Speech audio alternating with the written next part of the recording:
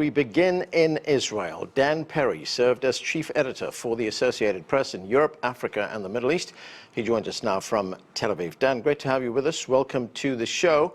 As I said, the ceasefire is now in place. Both sides are claiming victory. But if we look at it from the Israeli side, Prime Minister Benjamin Netanyahu said the goal of the attacks were to destroy Iran's nuclear program. And he also talked of overthrowing the Iranian government and replacing it with another so-called regime change. On balance, what was achieved and what are the wider implications for Israel?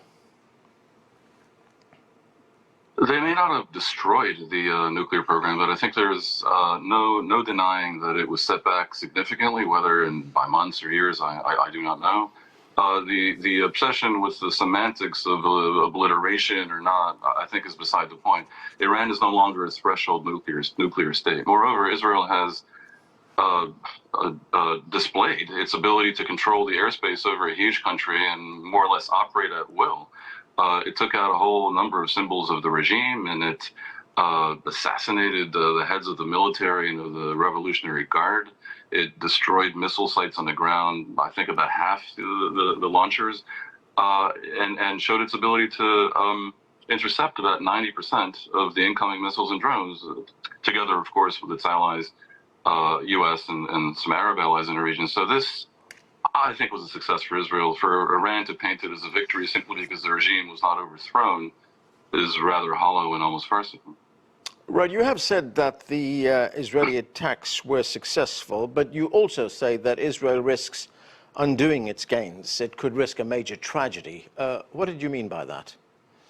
No, what I meant was that Israel should, at all times, know when to fold them, essentially. The Gaza war has gone on for way too long with goals that are ill-defined, and is very unpopular in Israel. And I was urging in the article that you cite that not happen with Iran. Israel's combat doctrine from its founding was always short wars with precise, attainable goals as much as possible far away from its own borders.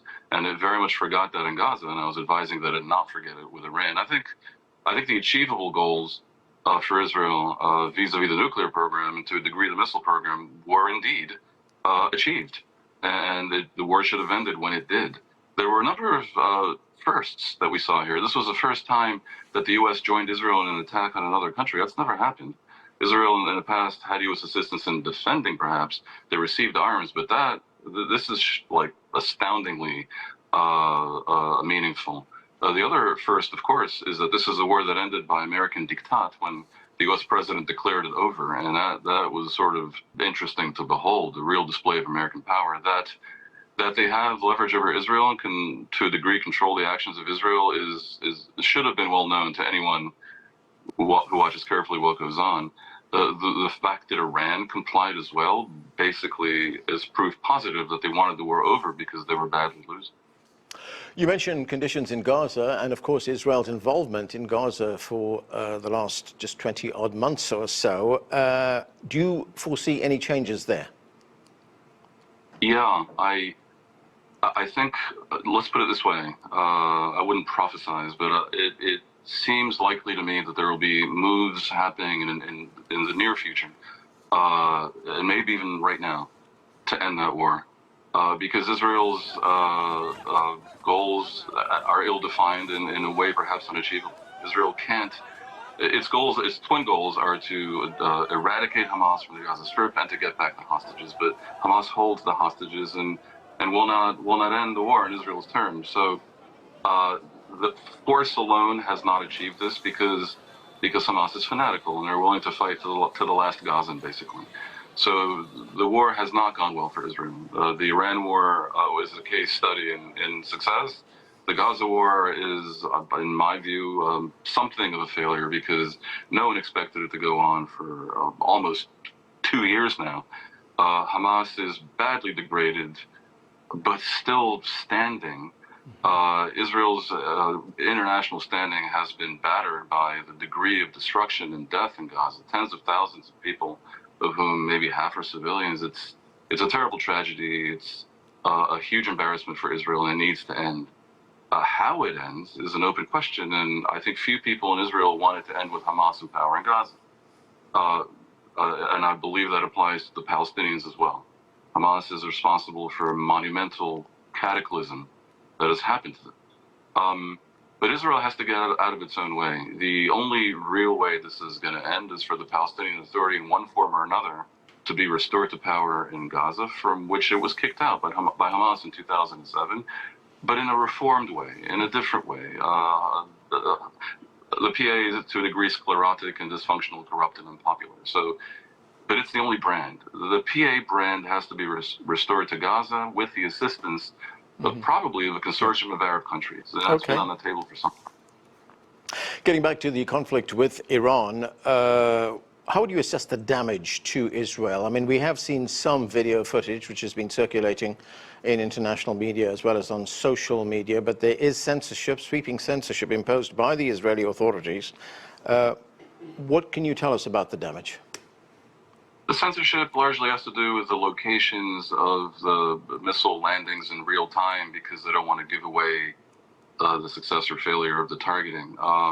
There isn't really censorship of the big picture, which is that 28 Israelis were killed, and that's obviously very bad and tragic for the families and for the country. But in terms of infrastructure damage,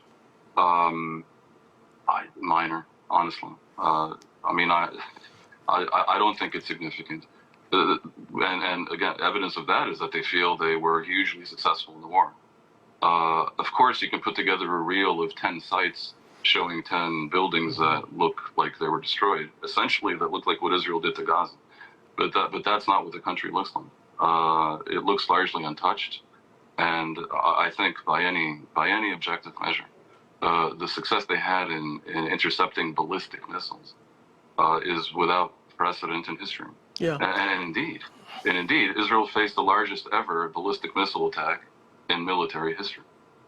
Right. In terms of the conventional war, Israel has often projected an aura of invincibility. Has that aura, to some extent, been shattered now?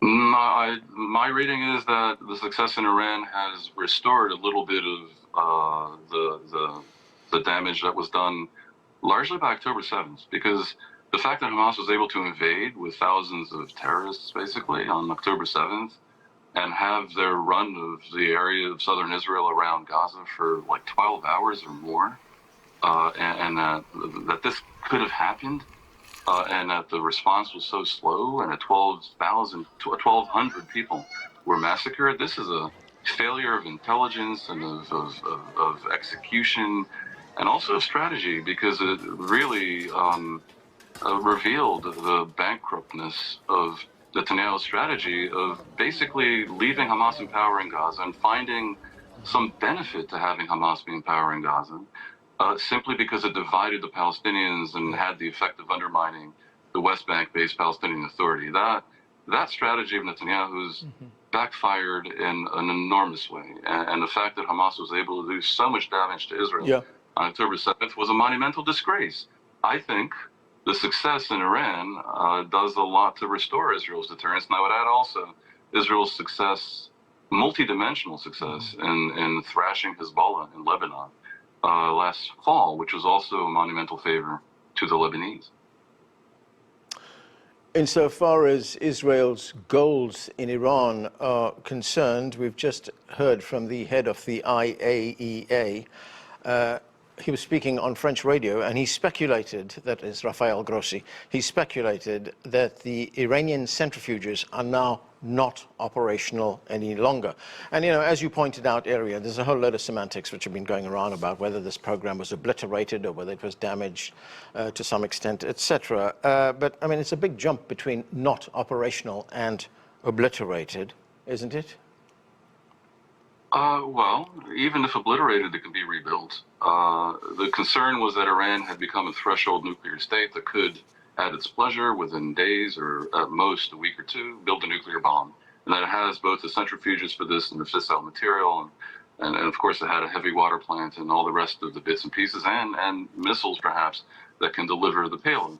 So I think if they set it back by many months, that probably was the only achievable outcome of the war. The rest has to do with whether or not they hid enriched uranium in other sites. I strongly suspect they did, which is why Trump was wrong when he suggested a couple of days ago that they may not need a deal. Of course they need a deal. And that deal has to address much more than just a nuclear issue.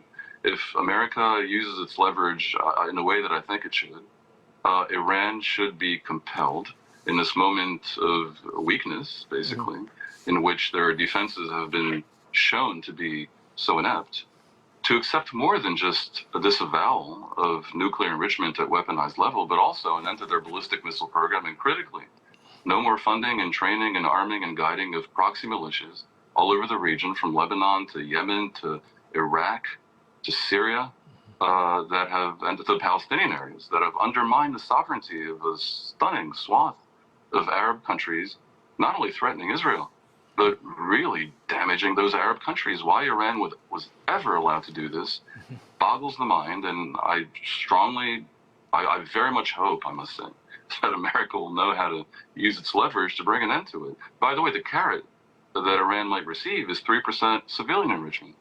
Trump had been saying some weeks ago during the negotiations that they can't enrich anything. Well, that's a little nonsensical, because Iran is a signatory to the non-proliferation treaty, under which it has the right to enrich at 3%. That right can be recognized.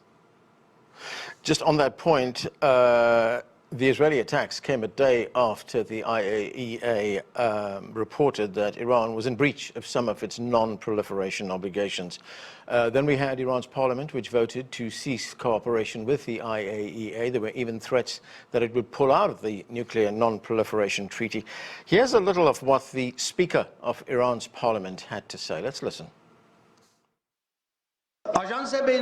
Despite the recent attacks on Iran's nuclear facilities, the International Atomic Energy Agency has not condemned them, not even superficially.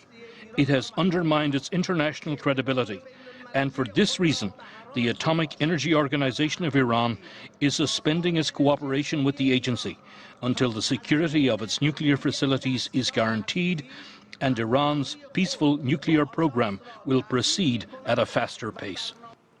So, Dan, what are the implications if Iran does indeed stop cooperating with the IAEA, as well as withdraw from the NPT?